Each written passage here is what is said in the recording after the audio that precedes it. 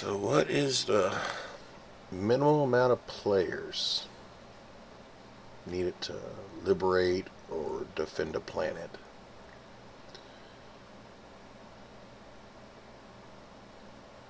As you can see here on defense, there is no refresh rate. But we're winning on average nearly 6% an hour with 17,433.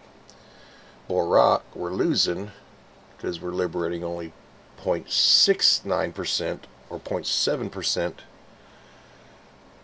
an hour. And then line 4,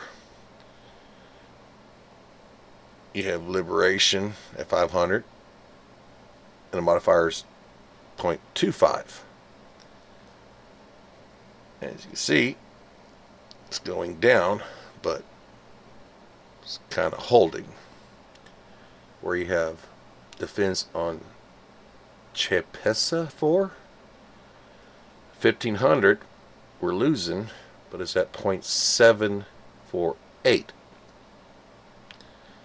Even though it's less players than Borak, they're both kind of holding at the same rate. So what does that mean? It means probably what levels people are running. Mid to high levels. So we speed run level 1s, we can influence that and raise the rate per hour. Like you see, a small amount of people, like 228 or 1585, is producing around 0.75%, while 17,000 are doing about 6% an hour. All this suggests people are doing mid to higher levels of fighting in that range, around mid. But even people are to smaller levels, like level 1, speed run them, that'll increase the rate of defending. So peak time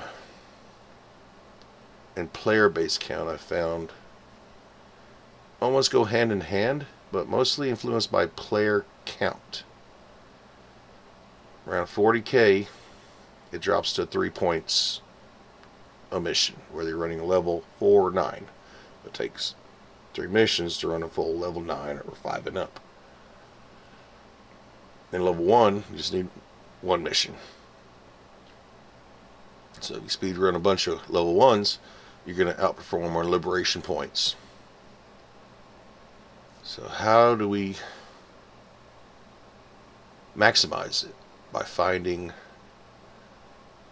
the lowest rates when the speed run, or the highest rates, say like 6 points. Say it's off peak time, you're getting 6 points on a level 1. Guess what? Speed run that, you're going to get a lot of liberation points. That's optimal time to speed run. Anytime's optimal time to speed run. It's going to outproduce level 9. Doesn't matter. But to influence, like losing missions, like Borak for example, you get a couple people speed run, it's going to increase that little blue mark to over 5.142. Like right now, required to win Fenrir 3 is 4.25, and we're running nearly 6%. That's good. That means that planet is going to be liberated real short. And it's increasing until peak time passes and less player count. Like Gakris, for example, is a liberation planet. You can see it's up almost 1%, but there's no time limit to liberate Gakris unless there's a major order. And fortunately, the major order is to kill bugs. So technically, less people can play Gakris and move the blob over, which looks like to Fenrir 3 to push that. Now, once Gakris gets, freed up, they can move to Borak. So you're going to have 2 defense missions, but it depends on what the blob does. Like the blob can basically go to Chepesa and hit that and turn that from losing defense and a planet being taken over and gone. It's pushed out. It's defended. They cannot push forward on the story on that part, and we can actually start attempting to push back on planets like Gatcrus will be pushed back on. As we go down, everything's kind of holding on liberation. Everything's holding, even though you're losing 0% liberated. None of these have time limits or major orders. Major orders you can think of time limits too. But it depends on the modifiers like 0.25 or 2.5% or 1.5%. It all differs on planet. Like a couple days ago or yesterday, it was 0%. Now it's at 0.25. So it looks like every so often or every day it goes up or down on the refresh rates. That's Joel's job.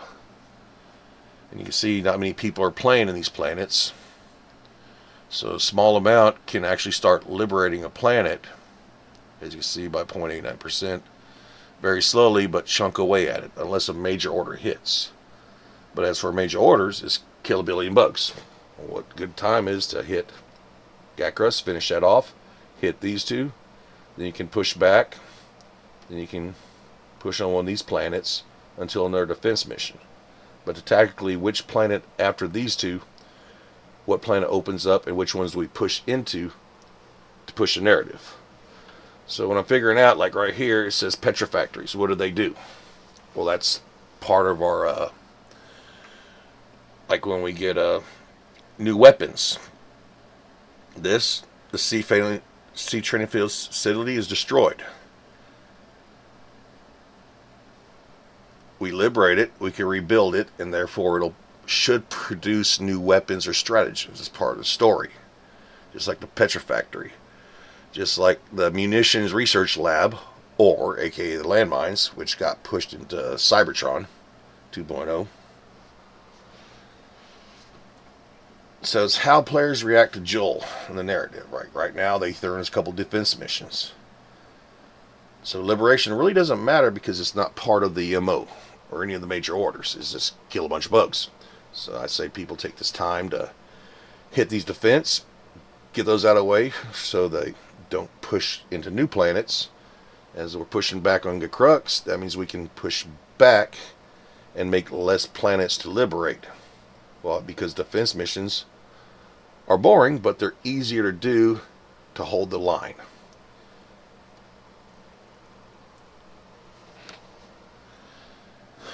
So the blob should be able to move once it hit Gatcrus.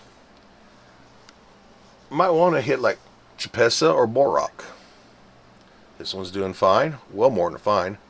But if they hit this, let's see the projection here. Projection liberated. See here, liberation estimation. 20K.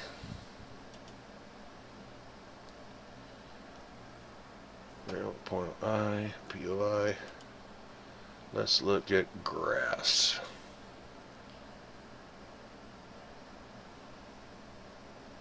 February 3. Let's look specifically at Gatcrus.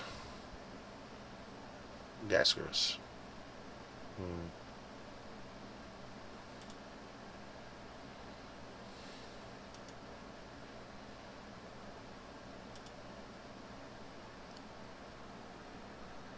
February 3 turret controller.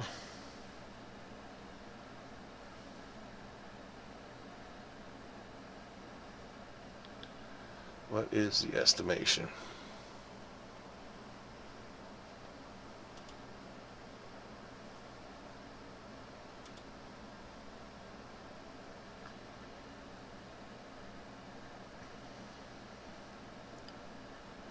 Liberation 57.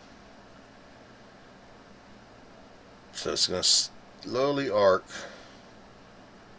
and as we take out more and more liberation, you're taking away the interest, which makes it easier to liberate. So you'll need less people to liberate unless they hit the refresh rates higher. Then you'll need more people, since there's no time limit.